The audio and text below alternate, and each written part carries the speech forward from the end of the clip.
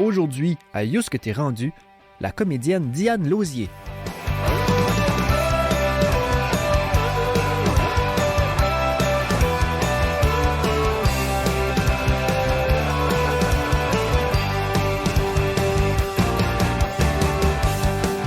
Cette année, Diane Lauzier fête ses 35 ans de carrière comme comédienne. Grande dame de théâtre, plusieurs se souviendront d'elle comme Benalda dans la pièce Laurie ou la vie de galerie, ou encore plus récemment comme Glinda dans l'opéra rock Viens avec moi des hôtesses d'Hilaire. Sa carrière l'a aussi menée à l'écran dans des séries telles que Les Newbies et Belle B ou encore au cinéma pour Mieux t'aimer. Pendant cet épisode de You ce que t'es rendu, Diane Lauzier revient sur son choix de faire carrière comme artiste ainsi que sur les réalités d'exercer ce métier. Cet épisode de You ce que t'es rendu a été enregistré à la fin avril 2021.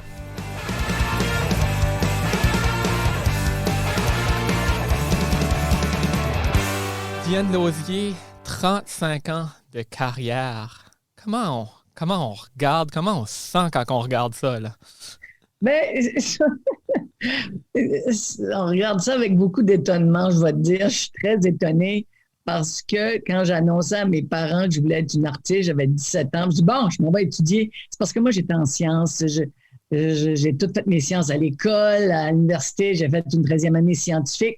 Là, je dis non, là, je vais être un artiste. Mais mon père m'avait dit, ben non, pas au Nouveau-Brunswick. Tu ne peux pas être une artiste au Nouveau-Brunswick.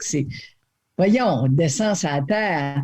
Fait que ça m'a habité tout le temps. Fait que mais j'ai pas choisi. C'est plutôt le théâtre qui m'a choisi. C'était quoi le déclic? Parce que je me suis sentie à ma place pour la première fois de ma vie quand j'ai pris... c'était une activité parascolaire au centre universitaire de Chipaga, où est-ce que je faisais ma 13e année scientifique. Puis dans le corridor où j'allais pour mon cours de bio, que j'adorais et que j'adore toujours, j'adore la biologie, j'allais pour mes cours de dissection, tout ça. Je me rappelle, on avait des beaux petits cochons. Puis c'est pas quelque chose qui me dérangeait tant que ça, mais dans le corridor, j'ai vu une pancarte, je m'en souviens, c'était à ma gauche. Je vais m'en rappeler toute ma vie parce que ça a changé ma vie. Et j'ai vu la pancarte où est-ce qu'ils nous invitaient pour une activité parascolaire pour faire de l'improvisation. Je ne savais pas qu'est-ce que ça voulait dire improviser, mais j'ai vu en vue d'une pièce de théâtre puis organisée par le théâtre de 16 ans. Et c'est Gracia Couturier qui était agente culturelle ou de développement, je ne sais pas trop comment ça s'appelait à ce moment-là, qui était au CES. Et c'est ça qui a changé ma vie. Et c'est là que je me suis fait dire pour la première fois, et c'est Gracia Couturier, notre grande auteure acadienne, qui m'a dit, au bout de l'année, parce qu'on a improvisé, je me suis inventé un personnage, on a monté une pièce, on l'a présenté. Bon, on a vraiment vécu toute l'expérience. Et puis, c'est elle qui m'a dit... je ne sais pas si tu as déjà pensé de faire ça dans la vie. J'ai dit non, pas du tout. Moi, j'ai vu ça comme un heureux moment. Et puis, elle m'a dit, je pense que tu as le talent pour le faire. Et ça, là, je pense que tu as le talent pour le faire. C'est une phrase qu'on m'a dit à quelques d'autres endroits dans ma vie qui m'ont fait faire d'autres choses et élargir ma palette. C'est vraiment les autres. Les autres, on ne peut rien tout seul, on n'est rien tout seul, ça prend les autres. Et puis, c'est toujours les autres qui ont fait que ça, c'est toujours en connexion avec mon métier artistique, mais il reste que c'est tout le temps quelqu'un qui m'a dit « Ah, tu pensais à faire ça, je te verrais faire ça. » L'animation est arrivée de la même façon, la mise en scène aussi. J'ai enseigné à l'Université de Moncton comme prof invité. Jamais j'aurais pensé j'aurais pu faire une chose comme ça. J'ai vraiment eu un complexe d'infériorité. Je ne sais pas s'il est complètement parti, mais je me voyais jamais prendre la parole devant le public. J'ai vraiment... Ma vie, là, est vraiment... J'ai surpris tout le monde. tout le monde avec qui je suis allée à l'école, j'étais gênée, j'étais une rieuse pour rien parce que c'était un réflexe, un réflexe nerveux, parce que je savais pas trop comment dealer dans les classes. Il y a une fois, c'est la seule fois que ça m'est arrivé, c'est pour ça que je m'en souviens, le prof de français en 7e année a dit, il y a une personne qui a fait 100% sur son test de verbe. Puis je me disais, j'espère c'est pas moi, j'espère c'est pas moi, j'espère c'est pas moi. Parce que je voulais pas qu'on me regarde. Je voulais pas être le centre d'attention. Fait que là, je me retrouve à faire mon métier complètement public. Ouais. Mais tout le temps. Grande réponse, hein? Mais c'est ça. C'est vraiment ça. Tout ça pour te dire que je suis la première surprise. Tu mentionnais qu'il y a eu plusieurs personnes qui t'ont convaincu d'embarquer dans des choses, d'essayer des nouvelles choses. Est-ce que tu dis oui facilement? Oui, je pense que je peux dire que je suis quelqu'un qui dit oui. Je suis quelqu'un de willing, d'ouverte, mais il y a réflexion, par exemple. Tu sais, je refuse pas ce qu'on me dit, mais je m'en souviens quand on m'a dit, je te verrais animer à la radio. Tu m'avais dit que j'étais serbo-croate puis je parlais en chinois. Je pense que j'aurais été moins surprise que de me faire dire une chose comme celle-là. Puis il y avait un poste d'ouvert à CKRO. J'ai 25 ans. Je me dis, j'ai pas de contrat tout de suite en théâtre. Pourquoi pas? Fait que c'est comme ça que j'ai fait de la radio. Je suis pas mal. Puis j'aime ça répéter. Tu sais, tu me dis ça. Oui, je dis oui. Quand on répète, c'est vrai que ça me dérange pas de pas savoir d'avance. J'aime ça, moi, me faire surprendre, me mettre au défi. J'arrête pas de m'appeler. Je suis comme un centre communautaire en dedans de moi et je suis la présidente du club et il faut qu'il y ait des activités parce que je m'ennuie facilement. Fait que c'est une vie après coup. Là, je regarde ça, les 35 dernières années.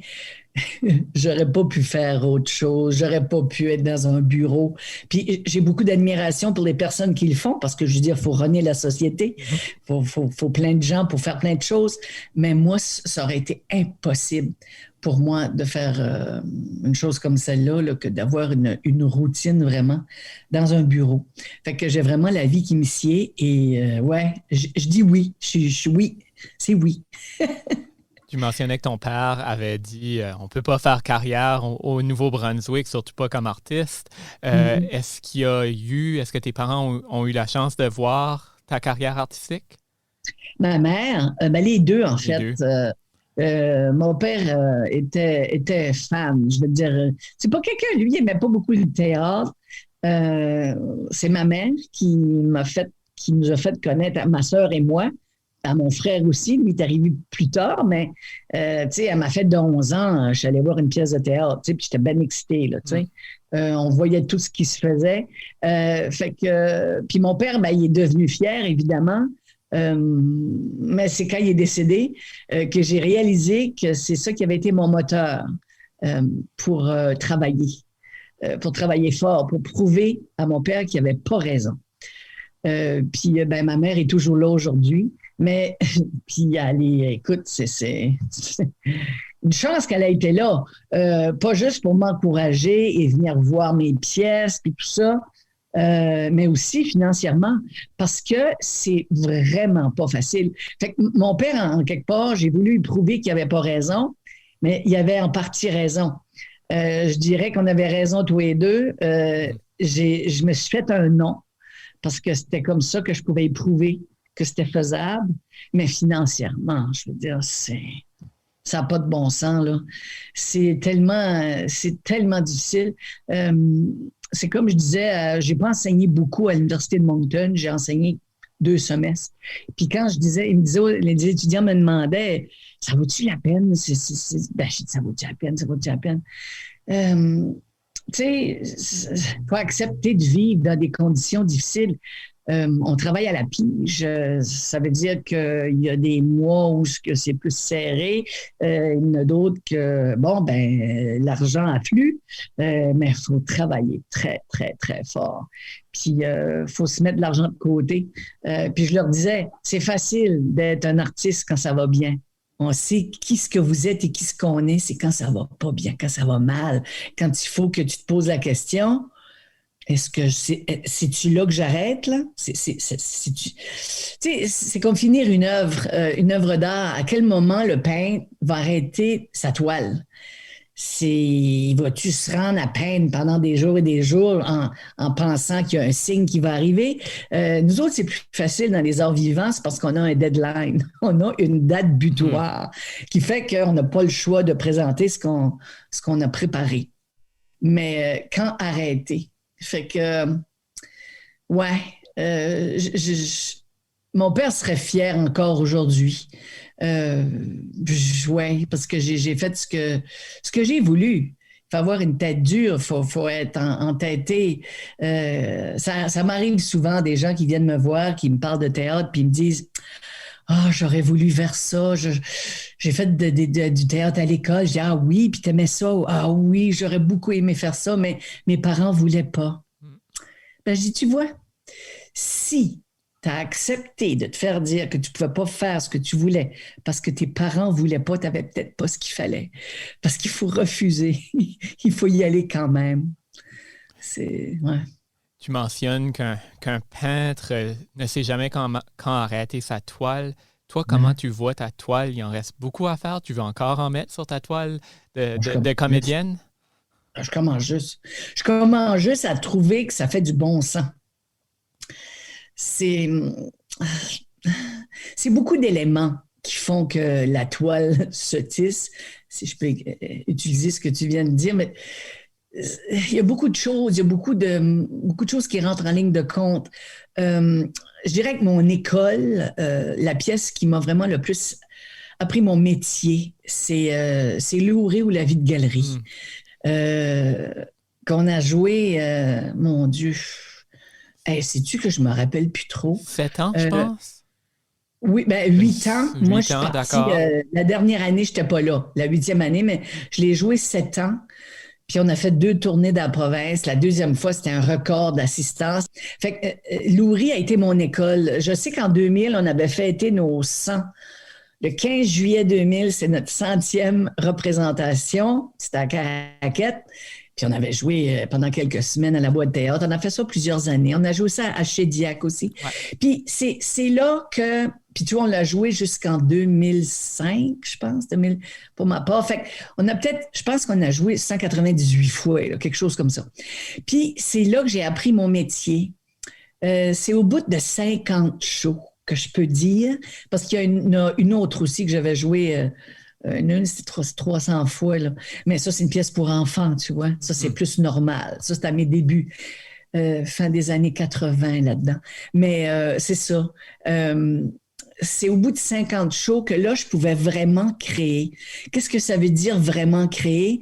Ça veut dire pas penser à ce que je dis, mais penser comme mon personnage. Ce qu'il y a d'important en théâtre, c'est les silences.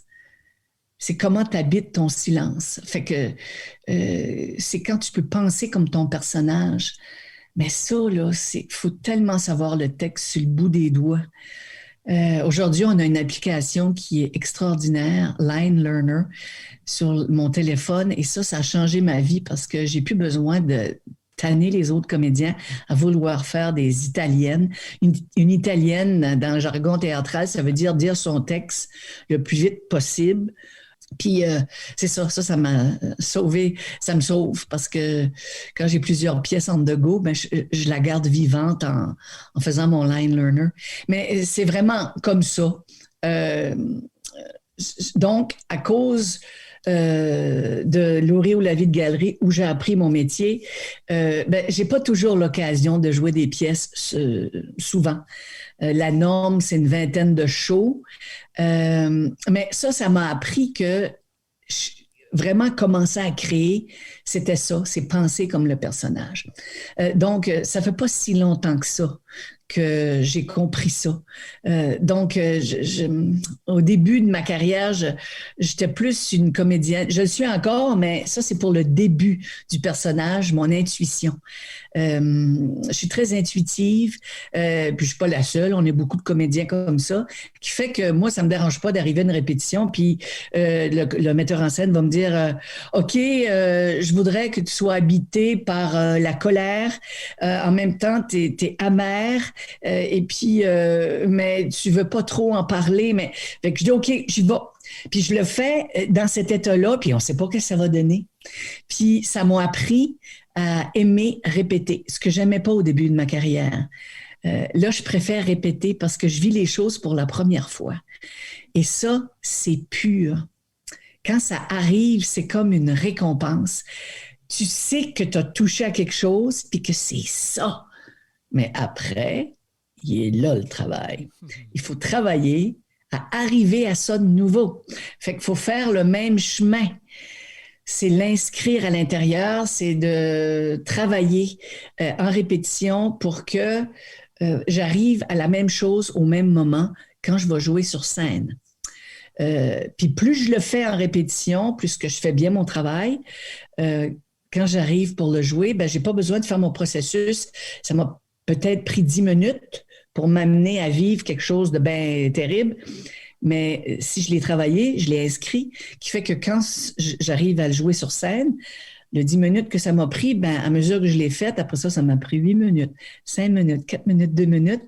Et là, c'est installé. C'est comme télécharger quelque chose avec l'ordinateur. C'est la même affaire. Plus ça va, plus le système est huilé, plus mon ordinateur est performant. Moi, ça me prend du temps. Je dis que depuis que j'ai 50 ans, c'est vraiment là que j'ai le plus de fun, j'ai le plus... c'est que la maîtrise et l'expérience commencent à rentrer. Fait que là, je suis plus en mesure d'affronter des choses et d'aller plus loin, donc, que mon intuition. Puis là, de programmer, de me dire, OK, tel personnage, je me pose des questions. C'est quoi mon rapport avec ce personnage-là? On peut dire allô de différentes façons. Ça dépend si tu l'aimes, si tu l'aimes pas, si tu veux cacher des choses, si tu veux... Si tu es amoureux, si tu ne l'es pas, c'est tellement vaste. Fait que du travail, il y en a tout le temps à faire. Et puis là, ben, tu vois, je commence à cause des coproductions qu'on a eues depuis 1997 en Acadie, je faisais partie de la première coproduction. Puis ça, ben, ça veut dire qu'on travaille avec des comédiens ailleurs au Canada. Et ça, c'est tellement extraordinaire parce que, encore là, c'est l'autre, c'est aller vers l'autre. Puis l'art, pour moi, c'est mon prétexte, étant donné que j'étais tellement gênée. Puis ça m'a pris l'art pour aller vers l'autre. Et ça, ben, c'est le chemin le plus court pour moi. Ça m'a épanoui. Puis le fait de travailler avec les autres, je me suis rendu compte que notre langage est universel. On veut les mêmes choses. Et puis là, ben maintenant, à cause de ça, j'ai rencontré des comédiens ailleurs, des metteurs en scène qui m'ont vu aux zones théâtrales à Ottawa. Ça, c'est un festival qui se passe pour les théâtres francophones au Canada, à part le Québec. Eux autres, ils ont leur propre réseau. Mais nous autres, tous les francophones au Canada, on souhaite se faire inviter aux zones théâtrales à Ottawa. Ça se passe à tous les 2 ans. Fait que là, ben, à cause de ça, je suis allée à plusieurs reprises jouer au Centre national des arts à Ottawa, rencontrer des comédiens là-bas qui viennent d'un peu partout au Canada. Et puis là, ben, tu vois, je suis appelée à jouer en Ontario. C'est là qu'on m'invite. C'est drôle. Fait que là, ben, j'étais là l'an passé, puis à cause de la COVID, ben, toutes mes représentations ont été annulées à Toronto. Qui fait que on prévoit y retourner l'an prochain. J'ai une autre pièce qui va se passer à Ottawa. Je vais aller jouer là-bas. Et puis aussi, je vais aller à Sudbury. Fait que je suis vraiment en train de m'ouvrir à l'Ontario. Je suis très heureuse de ça. Je travaille aussi. J'ai beaucoup de pièces là, qui s'en viennent. Ouais. Mais c'est le fun parce que, comme je te dis, je commence à maîtriser les affaires. Fait que j'espère pouvoir exercer encore mon métier longtemps parce que là, je commence à avoir du fun pour vrai. Là. C'est le fun de pouvoir entendre aussi qu'il y a beaucoup de créations qui se passent malgré la COVID. Il y a une lumière au bout du tunnel? Ben, oui. Je viens de finir la répétition du texte de Gabriel Robichaud, Crowbar. On n'a pas présenté notre pièce parce qu'on ne savait pas si on allait être en zone orange, rouge, est-ce que ça allait nous le permettre?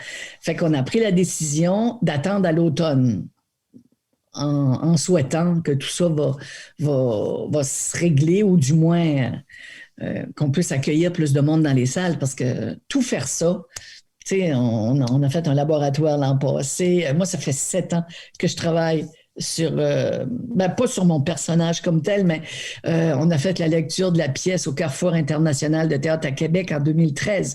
Après ça, on l'a fait aux zones théâtrales à Ottawa.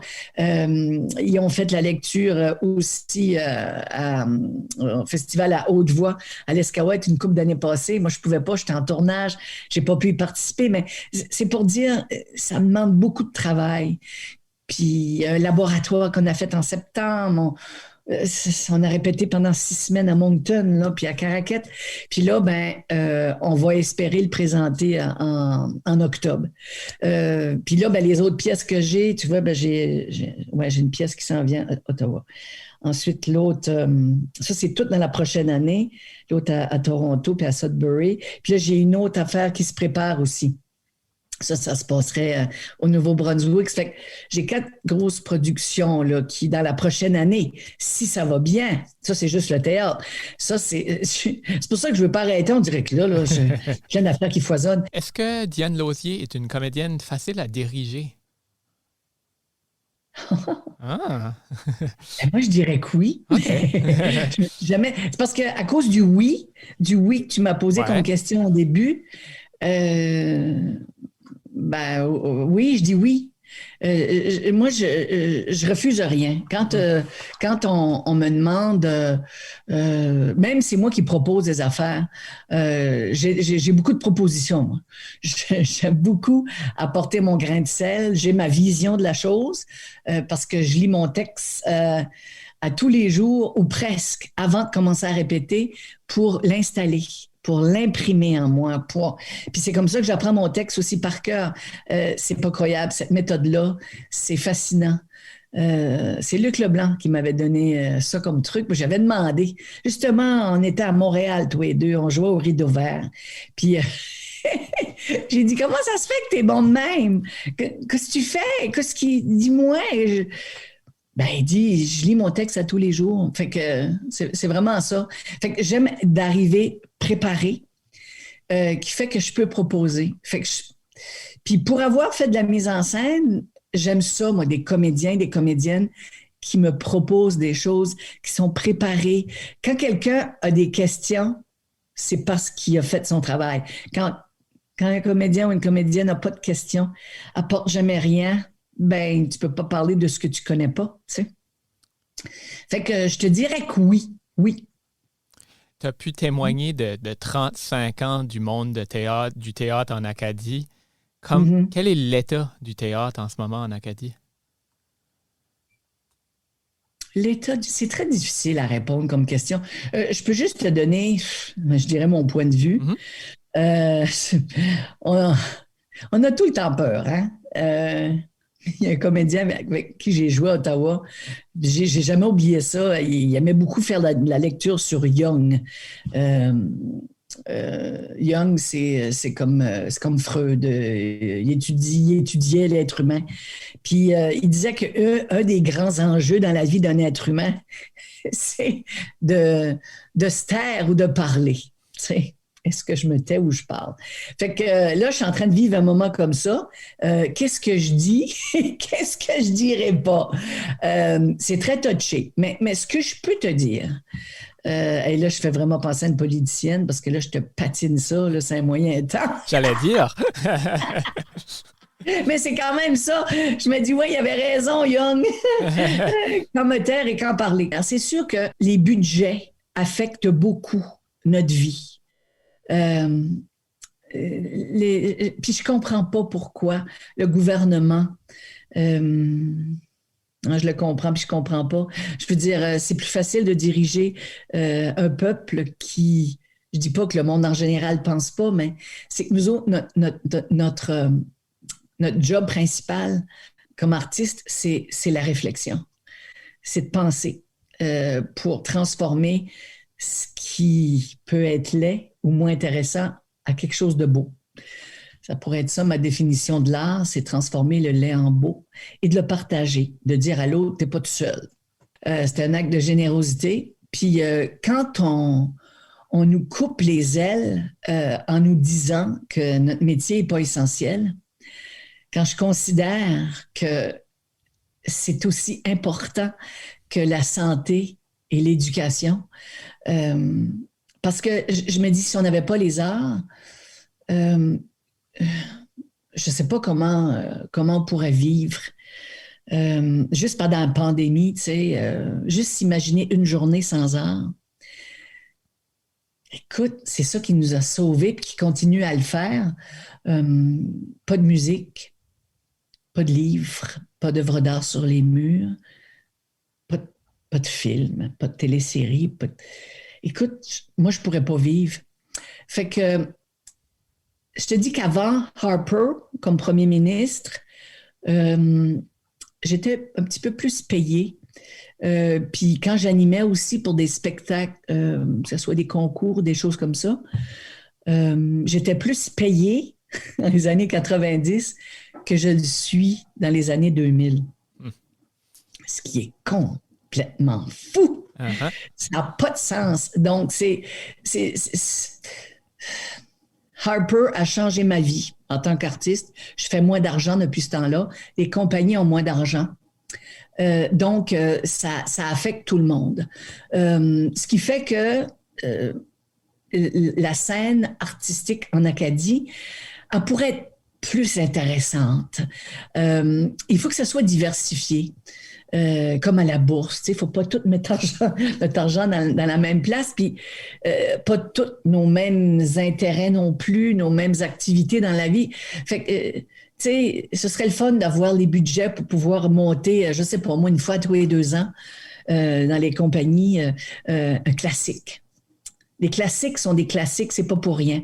C'est parce que la condition humaine est bien expliquée, bien montré.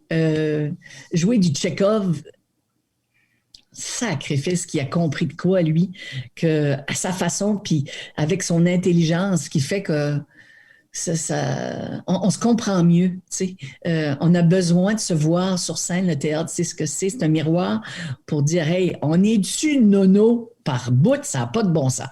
Fait que, donc, de monter des classiques. Là, on fait ce qu'on peut avec ce qu'on a.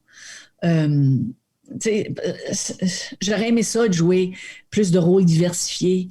J'ai souvent joué des femmes de shop ou de conditions que je connais pas beaucoup. Puis c'est correct parce que quand on est comédien, c'est parce qu'on veut... Là, j'ai appris à vivre avec moi-même, là, avec les années, mais au début de ma vie, je ne savais pas comment vivre. C'était difficile. Je trouvais ça difficile. Mais par exemple, être un personnage, ça, c'était comme un bel échappatoire. Fait que nos compagnies de théâtre, le monde de théâtre en général, il n'y a pas beaucoup de comédiens qui jouent. Je ne sais pas si j'ai répondu à ta question, mais j'ai plutôt parlé de ma vision des choses, puis de ce que je connais, puis de ce que je pense qui fait que ça pourrait s'améliorer, mais on a tellement de bâtons dans les roues que... Mais c'est vraiment le gouvernement. Ça prend une reconnaissance, puis avec la pandémie, ça aide pas, parce que quand on se fait dire qu'on n'est pas essentiel, veut pas, ça rejaillit sur la société. Je veux dire, ouais, c'est ça mon grand détour. On n'a pas parlé encore de Diane Lauzier, comédienne à la télévision, en cinéma. Ouais. Est-ce qu'il y a quelque chose que tu préfères dans le théâtre, le cinéma, la télé, ou que pour toi, c'est tous les trois des manières de créer aussi égales les unes que les autres? La façon de créer est différente. l'investissement est différent.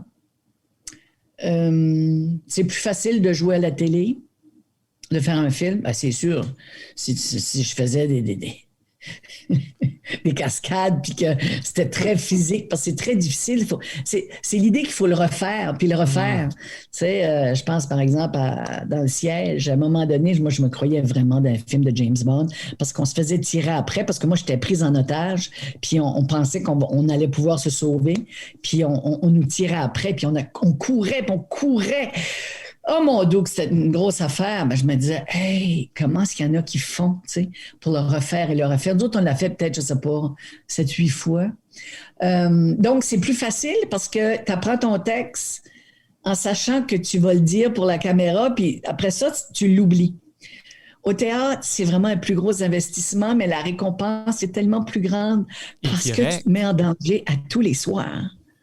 Mm-hmm. Puis la réaction est directe aussi, là. Complètement. Fait que, tu sais, c'est vraiment je fais un parallèle avec la vie. Plus tu travailles dans quelque chose, plus la récompense va être grande, mais c'est pareil. Mais tu sais, le théâtre, c'est de longue haleine, tu sais. On répète, puis là, on apprend le texte, puis on n'est pas payé pour apprendre notre texte, nous autres, là. Ça peut prendre 1 mois, 2 mois, pour vraiment le savoir au bout des doigts, puis... ensuite, on répète en salle de répétition. Puis après ça, là, si on fait une tournée, mais mon Dieu que c'est de l'énergie, tu sais, je veux dire, on fait de la route, puis là, ben, tu débarques, là, tu as le GPS, parce que si tu es dans des villes que tu connais pas, il faut que tu te débrouilles pour trouver la place. Hey, avant ça, on n'avait pas de GPS, là. Seigneur, c'était lourd. Mais tu sais, je pense à... l'opéra rock des Hôtesses d'Hilaire. Ouais. OK? Moi, j'ai embarqué là-dedans. C'est pour faire le parallèle avec la route qu'on fait. Tu sais, je me disais, si le monde savait. Si le monde savait combien de temps que ça prend. Parce que ça nous prenait 3 jours. On partait en autobus, le gros autobus des Hôtesses d'Hilaire. Moi, je jouais Glenda Thibodeau, la narratrice du show.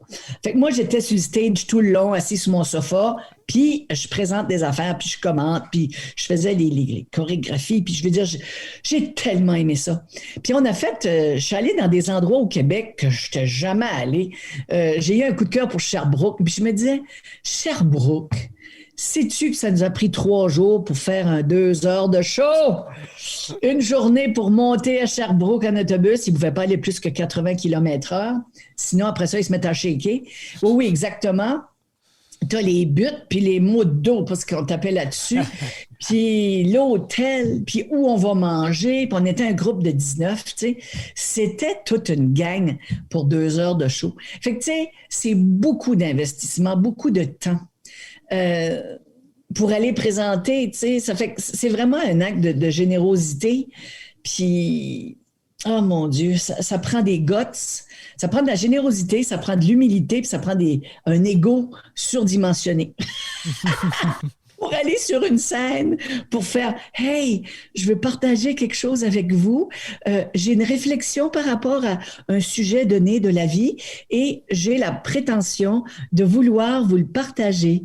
Et en plus, il faudra m'applaudir à la fin. » Mais ça, là, ça prend de l'humilité parce que faut accepter que les autres vont pas, je sais pas, moi, trouver que ça fait du bon sens, quoi, ce que tu dis. Puis en même temps, ça prend un front de bœuf pour monter sur le stage puis dire « Hey, j'ai de quoi à dire, moi, là, je veux m'exprimer. » Et de la générosité, parce que on n'est pas obligé de faire ça. Moi, je ne suis pas obligé, moi, de partager ce que je pense sur différents sujets dans la vie, puis dire à l'autre, « Hey, t'es pas tout seul, mon chum. C'est pas facile, mais garde, j'ai pensé à ça, puis voici une piste que tu pourrais explorer aussi, être humain, comme moi. » Tu sais? Fait que c'est vraiment un mélange de tout ça. Il a fallu que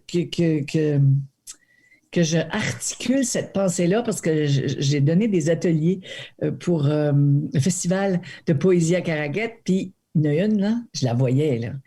J'ai dit, là, tu veux pas te lever, hein? Tu veux pas te lever parce que tu penses que tu vas aller te croire, hein?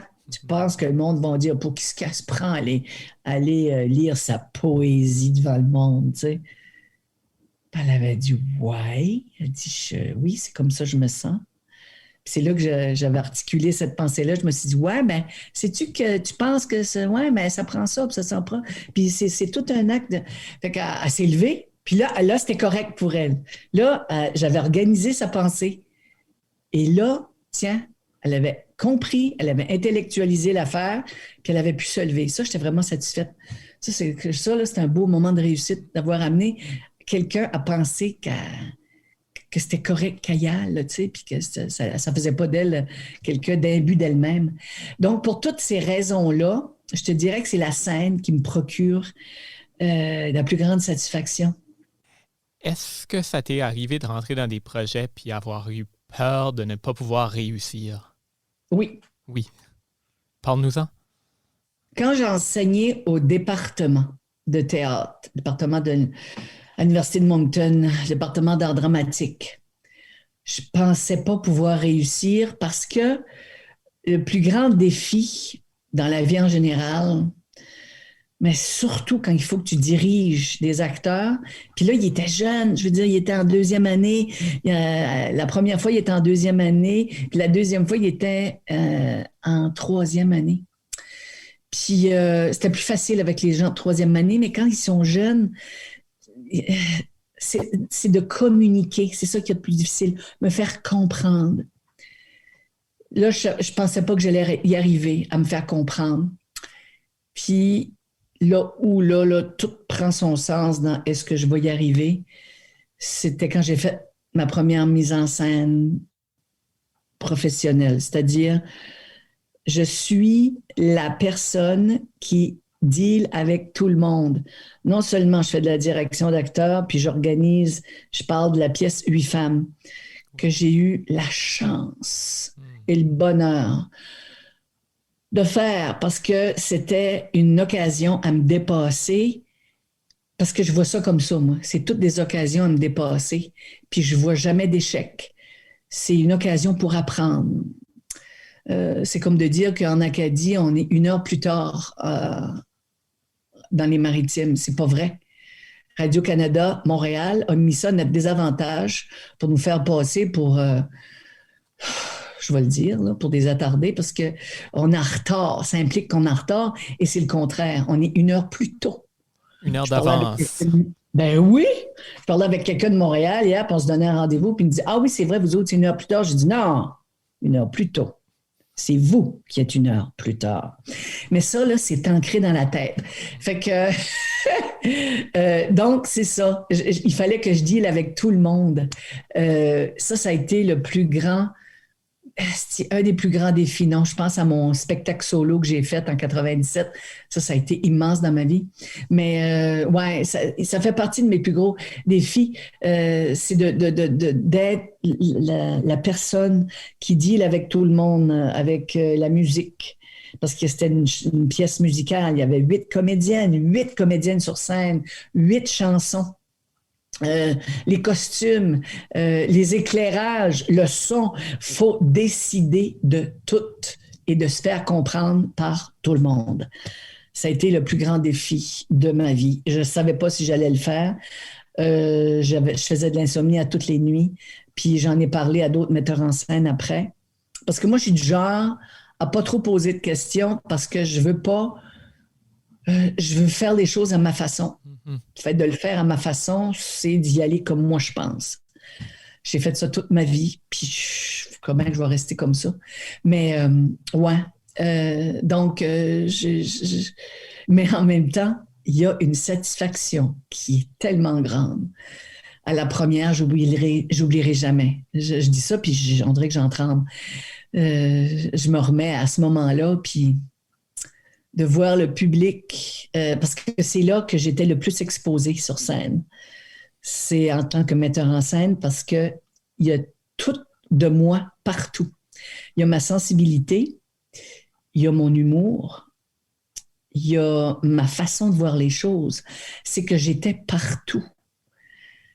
Et si ça avait été un flop, ça aurait été très difficile à accepter. Parce que quand je joue un rôle, je joue un rôle.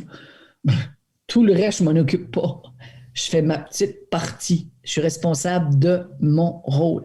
Mais quand tu fais une mise en scène, ça m'a fait comprendre, oh my God, le travail immense de la mise en scène, ce que ça demande. Ça prend encore là beaucoup d'humilité et beaucoup d'ego. On s'en sort pas. C'est vraiment un mix des deux. Tu le referais? Complètement. Complètement. Ah oui, c'est tellement grisant parce que tu sais pas si tu vas réussir. À chaque contrat, on ne le sait pas. C'est assez fascinant. Je m'étais fait demander, êtes-vous allé au casino quand vous êtes allé jouer à Gatineau? J'ai dit, j'ai pas besoin d'aller au casino. Ma vie est un gamble à tous les jours. Il y a des contrats que j'ai pas acceptés, des tournages, là, que j'ai refusés. J'aurais pu faire mon année avec. Puis non. Moi, je gamble partout, là. Je prends des chances parce que je me dis, j'ai pas fait les concessions que j'ai faites pour m'asseoir puis d'accepter des affaires que je considère qui correspondent pas à mes critères, disons. Fait que j'ai refusé des contrats de tournage, des pièces aussi. Un contrat encore, là, ce mois-ci. J'aurais pu payer mes assurances de maison qui sont très élevées. J'aurais pu, mais c'était pas dans mes convictions. Puis j'ai des critères. Fait que je pouvais pas. Fait que moi, j'ai pas d'enfant. Je le dis parce que j'ai un énorme respect. Je trouve que la création ultime, c'est avoir des enfants. Vraiment. Mais ça me permet de pouvoir faire ces choix-là. Prendre des décisions artistiques. Que si j'avais eu des bouches à nourrir, je les blâme pas. Là. Il y a plein de comédiens là, que je comprends tellement. Mais moi, je peux me permettre de, comme je dis, je me fais rire moi-même. Il ne faut pas prendre ça trop sérieusement, mais ça dit ce que ça dit. Je préfère manger mon beurre de pinot debout qu'à genoux. Fait que, ouais, c'est physique mon affaire. Si je n'aime pas ce qu'on me propose, c'est tellement de travail puis d'investissement, ça ne me tente pas. Il y a un one-woman show qu'on m'avait proposé. Le texte, c'était superbe. Superbe. Parce que pour accepter de faire un spectacle solo, c'est parce que tu aimes ça. Là. Hey, tu vas vivre avec ça pendant 1 an et demi, 2 ans. Juste pour le préparer, là, tu sais. Puis j'étais obligée de refuser parce que j'allais devoir vivre dans l'état d'une mère en deuil de son enfant. Qu'est-ce qu'il veut vivre pendant 1 an et demi là-dedans? Moi, j'ai pas le goût, là. J'avais pas le goût d'aller là parce que c'est ça. Tu sais, on joue sur scène, mais on joue dans la vérité. On joue à. C'est tout vrai ce qu'on ressent, mais on sait que c'est un jeu. Y a-t-il encore des rêves que Diane Lauzier veut accomplir? Qu'est-ce qui serait le plus grand rêve là, qui reste? Le checkmark à faire sur la bucket list, comme qu'on dit. C'est ça qui me vient. Avoir un leading role, parce que j'ai jamais eu ça. J'ai jamais eu ça au cinéma, à la télé. J'aurais pu avoir un premier rôle une fois. Ben, j'ai eu des premiers rôles, mais le premier rôle, là, c'est très large. Là, un premier rôle, si tu rentres dans la catégorie de temps de réplique, mais j'étais borderline. Là, je savais pas... d'avoir un leading role. Où est-ce que je pourrais travailler un personnage en tournage? Parce que je le fais au théâtre, puis j'ai des rôles de plus en plus intéressants. C'est vraiment... c'est sûr que j'aimerais jouer un classique. J'aimerais... Oh my God! Ouais. Comme lesquels, les classiques? Pardon? Comme lequel que tu aimerais jouer, le classique que tu aimerais, là? Fétiche. Je pense à Andromaque. Le rôle d'Andromaque de Racine. Je pense à Phèdre. Tu sais, mais c'est tout. Antigone, j'ai plus l'âge. Une chance que je l'ai joué à l'université. Mais il n'y a pas beaucoup de rôles féminins intéressants. Comme je voulais jouer du Shakespeare. Puis je crois que j'ai presque tout lu, là. En tout cas, je pense. Puis, il n'y a vraiment pas beaucoup de rôles féminins, là, tu sais, fait que j'ai laissé faire, parce que je voulais faire un festival Shakespeare, un festival de textes. On lirait des textes, parce que je me disais, je suis en Acadie, on peut pas avoir une carrière complète, tu sais. Fait que, comme un théâtre de répertoire, c'est très difficile, parce que ça prend beaucoup de comédiens. C'est pour ça que je te parlais de budget. Ça fait que, tu sais... Oui, on joue des créations, mais encore là, c'est tellement difficile de jouer des créations parce qu'on est les premiers à jouer le texte, donc il y a beaucoup de travail, de texte à faire, puis c'est tellement un gros travail, mais c'est stimulant, mais c'est très demandant.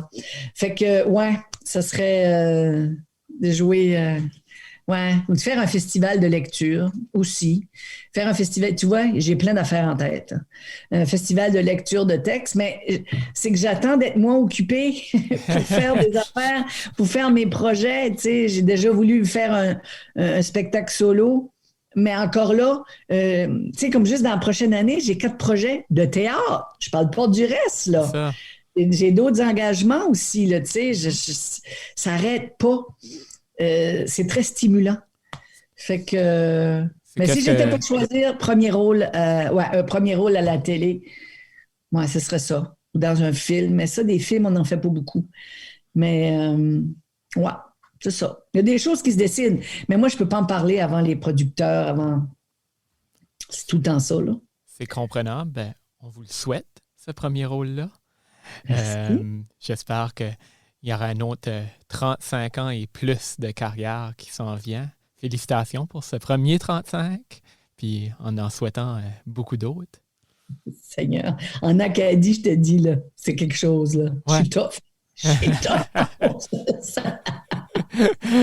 Ben, heureux de le souligner avec toi aujourd'hui. Merci de ton intérêt pour moi. Merci Marc-André, ça me touche beaucoup. C'était You ce que t'es rendu avec à l'animation Marc-André Leblanc. Pour ne pas manquer d'épisodes, assurez-vous de vous abonner sur Apple Podcasts, Spotify ou votre lecteur de podcasts préféré. You ce que t'es rendu est aussi diffusé sur les ondes de Kodiak FM les jeudis à 18h. Vous avez des suggestions d'invités? Suivez You ce que t'es rendu sur Facebook et Instagram et écrivez-nous. Pour découvrir d'autres podcasts acadiens, visitez acadipod.ca.